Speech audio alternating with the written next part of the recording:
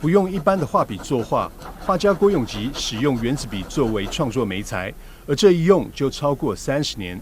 当中的原因是因为以前家里经济不好，买不起画组。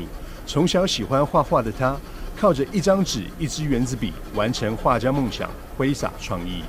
以前因为家里的话环境不好，可是自己的话又喜欢美术，所以最简单的就是一支原子笔，还有一张纸，然后就这么样涂鸦，越涂，从本来的一个单的颜色变成4个颜色，再来的话找到了7、8个颜色。郭永吉表示，与油画、水彩画不同，原子笔作画技巧是采用层层堆叠，以线条缠绕的方式呈现画作的立体感。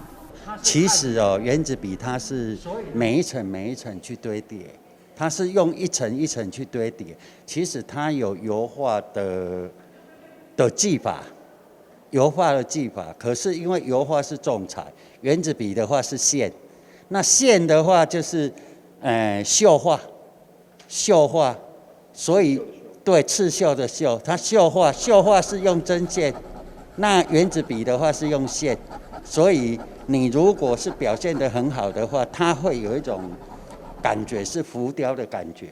可是你摸的时候，它是平面的，它跟绣画不一样，绣画是摸，跟油画不一样，油画摸的时候它是一层一层。可是原子笔没有。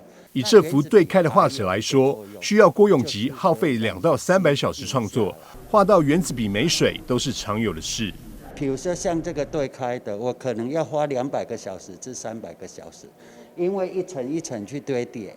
它的话，你看这么样的话，其实它本身是一张白色的纸。你堆的话，你看它的话好像是淡彩，其实它可能里面堆了10层，就一层一层叠了10层。那你用一支笔，你们可以想象一支新的原子笔，你就不要做什么，就是在那边画到没水，那个是要很有耐心。可是我在作画的时候，我都会不知不觉。就等于是一支原子笔用完了，怎么没有了？可能才5层而已。对，所以它是要一层一层，而且它不能出错，而且要从浅到深，因为你如果先下重笔，它就是回不去了。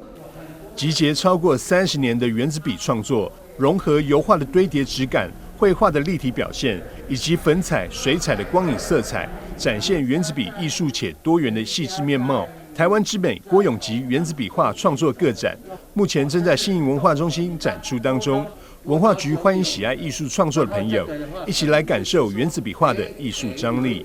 台南新闻张硕维采访报道。